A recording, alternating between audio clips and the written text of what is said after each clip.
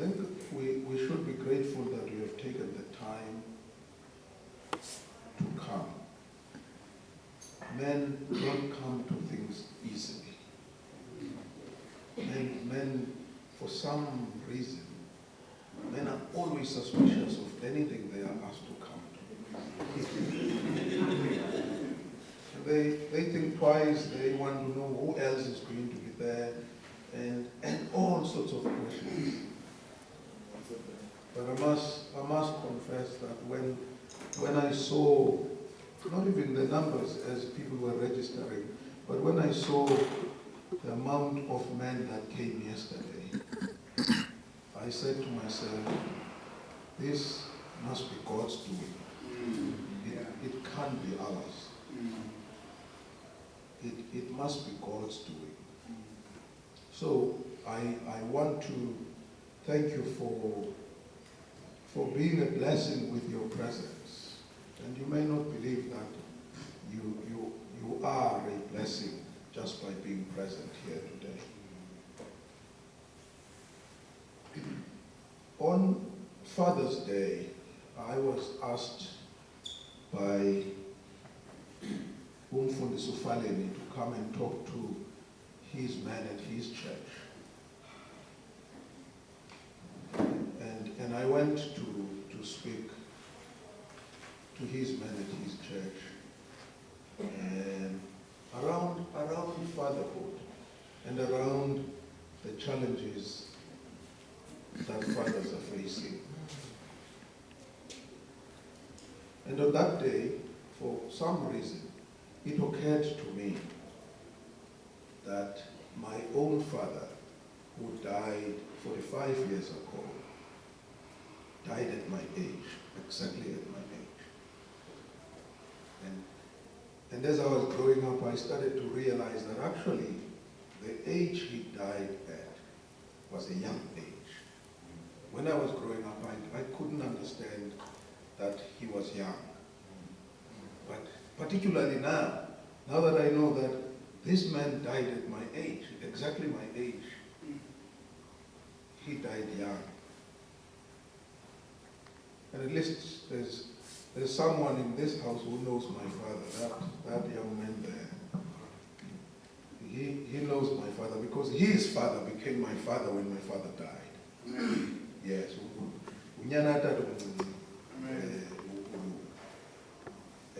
So his father became the father. And when my father died, my mother was 42 years old with 8 children. 42 with 8 children. The oldest was 24, the youngest was 2. And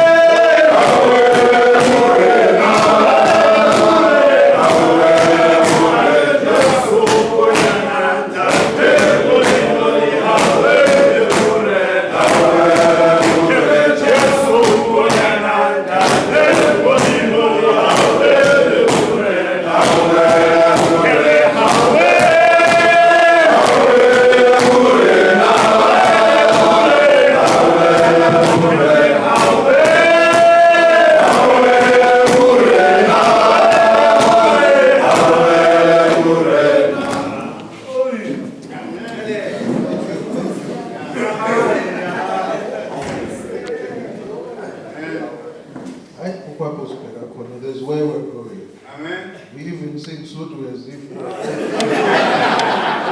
Amen. So as I was saying, my eldest brother was 24. My youngest, who just came after me, was 2. Who in fact never knew our father. Because my father died when he was 2, and he grew up not knowing our father. And I can say without any doubt that my father was a great man. He was. And he looked after the 8 of us right through his life until he died.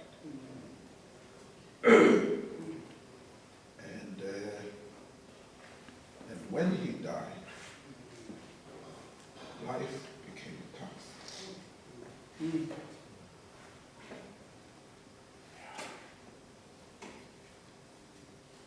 Life became a struggle, a bitter struggle. And I remember my mother, who during this period, how she leaned on God. How she prayed almost every day, everywhere she was, she would pray.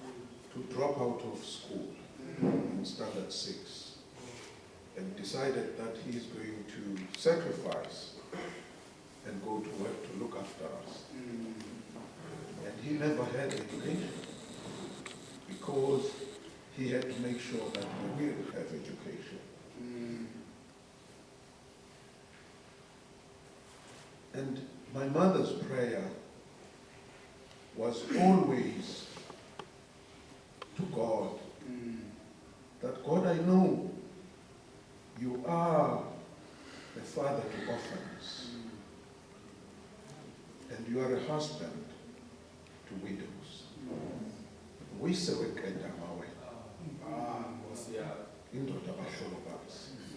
And this was my mother's prayer. And I didn't understand why.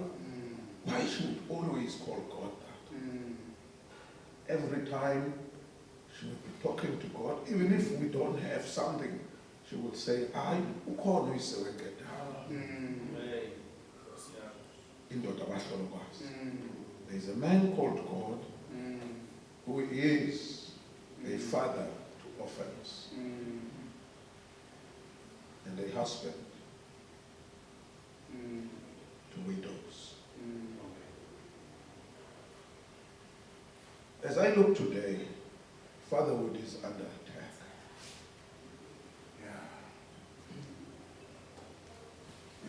Fatherhood is under attack. And if we don't prepare for this battle that is attacking fatherhood, we are going to be creating a generation of children who don't know God. Because we ourselves don't know God. Yes, we go to church. We go to church, those who do, but we don't know God. Because if you know God, you become answerable to God, not to anyone else. You become answerable to God. And what that means is, whatever you are going to do that will not please God, you will not do. There is no point in you having a collar, having a waistcoat, having all these regalias of the church, but your walk is contrary to that. There's no point. What's the point? What is the point? Then we have men who are good men, and outside the church, when they start to go to church, they start to become unfaithful. Now, can we see that there's something wrong even with the church? There's something fundamentally wrong with the church. Here is a man, he's very faithful to his wife, and he goes to church. He starts when he goes to church to be unfaithful. He starts when he goes to church to be unfaithful. And he does not just become unfaithful. He becomes unfaithful with other people's wives, which is the biggest sin. Which is the biggest sin. You just cannot tamper with someone else's wife. Fatherhood is under attack. And I'm sure we do not need more statistics to demonstrate the pain that disengaged fathers are inflicting on society. Fathers who don't take their jobs seriously, fathers who don't take their families seriously, fathers who don't take their wives seriously. You don't take your wife seriously if you receive a WhatsApp message from a woman and you respond in that WhatsApp message positively. You don't take your wife seriously. You don't. If you take your wife seriously, when you receive an inappropriate WhatsApp message from a woman, you stop it right there. In the same way that Christ dealt with Peter. When Peter was starting to become confused and would walk in front of Christ, and Christ said, "Hey, devil, you must walk behind me. I am in lead." And you may think that I'm just saying this. I mean, I was talking to a friend now, and his wife called me, says to me, "Hey, I don't know what's happening here." And I come and I listen. No, he receives this WhatsApp message from a woman, and he started the chat. And the chat moved from just a chat to inappropriate conversations. And I'm saying to him, but how can you be this stupid? I mean, this is stupid. This is pure stupidity. How do you get involved in this sort of discussion with another woman when you're married?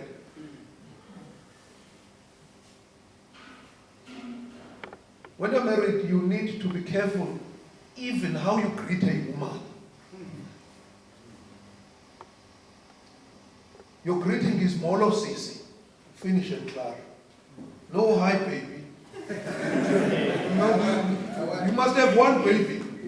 There must be one baby in your life. You can't just have babies everywhere. You can't just have babies everywhere. And now he just can't now explain to his wife, because this is what men do. What men do. Men do things when they are asked, they don't know why they did it. I mean, and if you want one thing that makes women mad, is when we do very foolish things, and when we're asked and we say, no, I don't know why I did it. And then your wife doesn't know what to do, because he takes you as a fairly wise person. Now, how can a wise person do this, and when he's asked, he doesn't know why he did it? So be careful of what's up. I was just walking with Usmani, Uslacha, on this morning, and I said, Uslacha, you know, the war around cell phones has been won by those who created cell phones, because their target in terms of their marketing was to make sure that we don't put a cell phone down. That's all what they needed to do. Because a cell phone that is put down is not making money for them. So all what they did is to make sure that a cell phone can be as busy as possible, that you can't put it down. And what is happening? We can't put our cell phones down. They've succeeded. We just can't put a cell phone down. And whilst it's in your hands, it's making money for them. It's making money for them. They create every other thing to make sure that you are attracted to your cell phone. There's something. For instance, what has happened now is that if I send a WhatsApp, I'm expecting a response within the next 3 minutes. If I don't get a response within the next 3 minutes, I'm getting annoyed. Where is this person? I mean, why is he not responding? It's 3 minutes. Why is he not responding? I can see he's online. I can see he's online. Yes, and then there are 2 ticks. He has read it.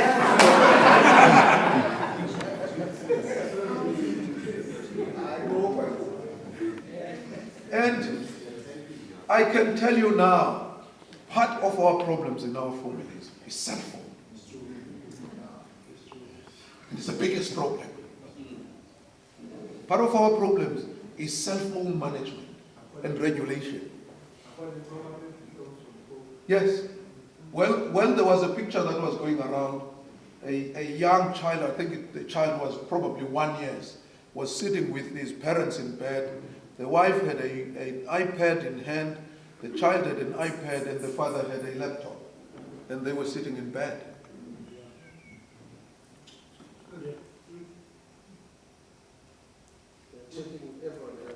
Yes, yes.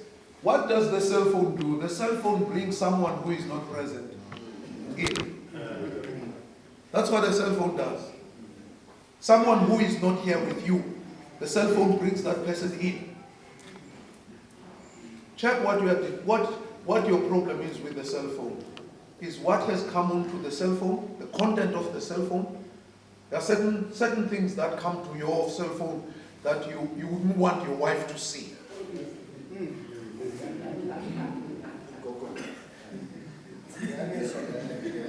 As soon as that happens, you need to know that you are living a lie. As soon as there are certain things on your cell phone that your wife can't see, you must know you are living a lie. you're going to start to learn how to lie.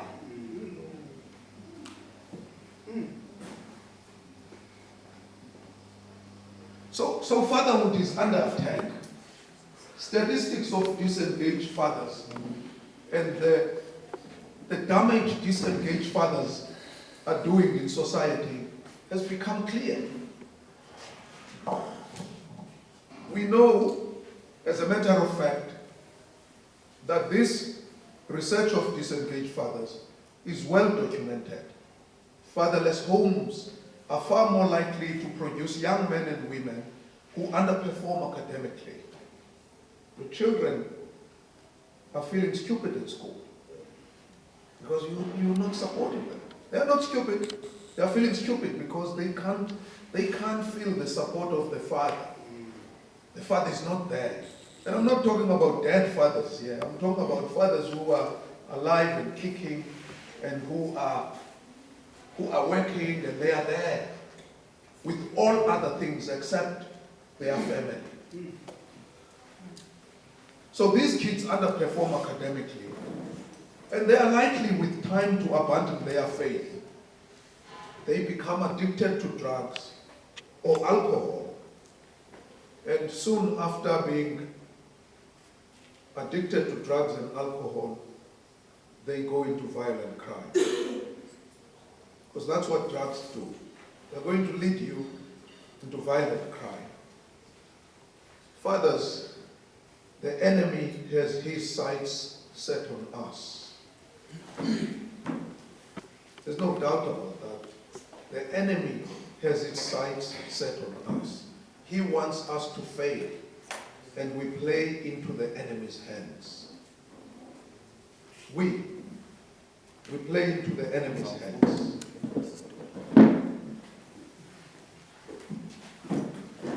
The devil hates fatherhood with passion. He knows that by nullifying fatherhood, his job is done. He knows that by removing fathers from homes, that his job is done. Those homes will never stand. Those homes will never stand. There is no true womanhood and manhood without positively influential fatherhood. The enemy also wants to distort the image of earthly fatherhood models. We know the confusion that the devil is trying to create so that we cannot fully appreciate the love, mercy, and forgiveness of our Heavenly Father. Amadoda feel that unzime kudode. Men feel that it's really difficult to become a man today. And some start to move to the other side. They change sides. Because they believe, you know what, this thing of being a man is just so difficult. I'd rather cross the floor. I'd rather cross the floor. I don't think I'll have the same difficulty if I move to the other side. And they become himshi. So there is much at stake, and we fathers require spiritual depth and courage to retake the ground we have outsourced to the devil through our own inaction. But the good news is that our God is a perfect Father, and He is able to teach us and empower us to succeed as fathers. He provides us with guidance, encouragement, and instruction in His Word on how to model His attributes and properly rear our young men and women towards Him and Him alone. And I can safely say all hope is not lost, and there is a brighter future if you allow the Father to model to you. Because it's up to you. It's really up to you.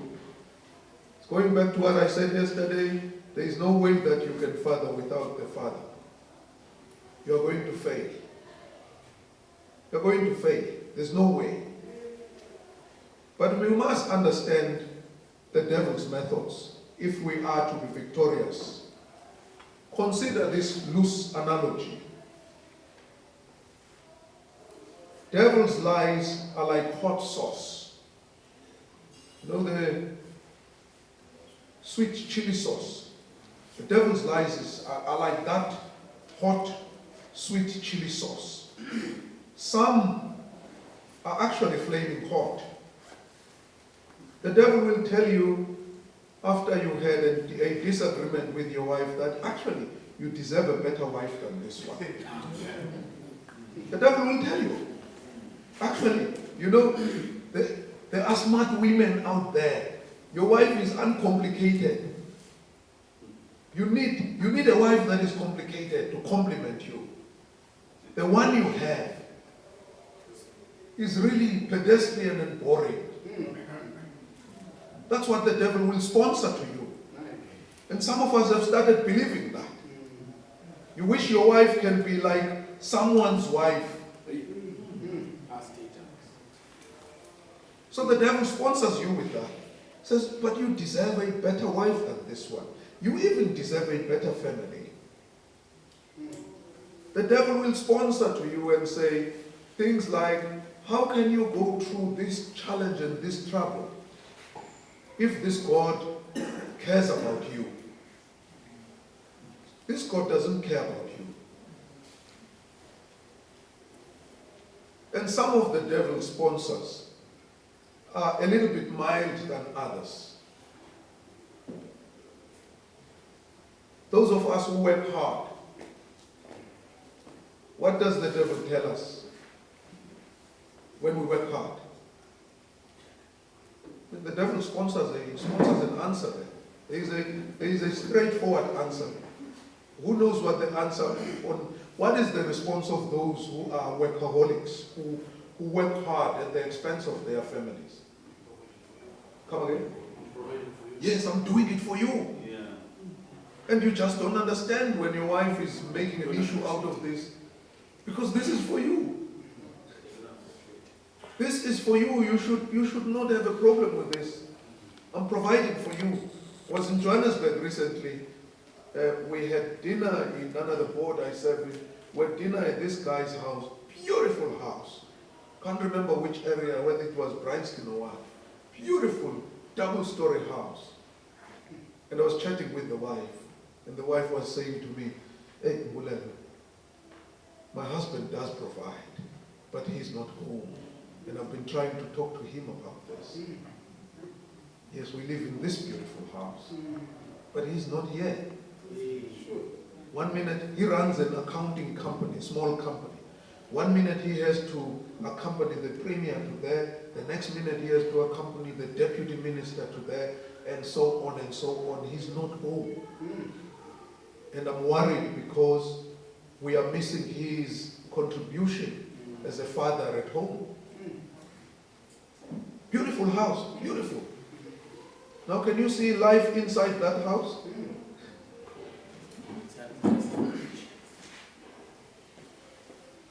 So the devil is sponsoring all of this.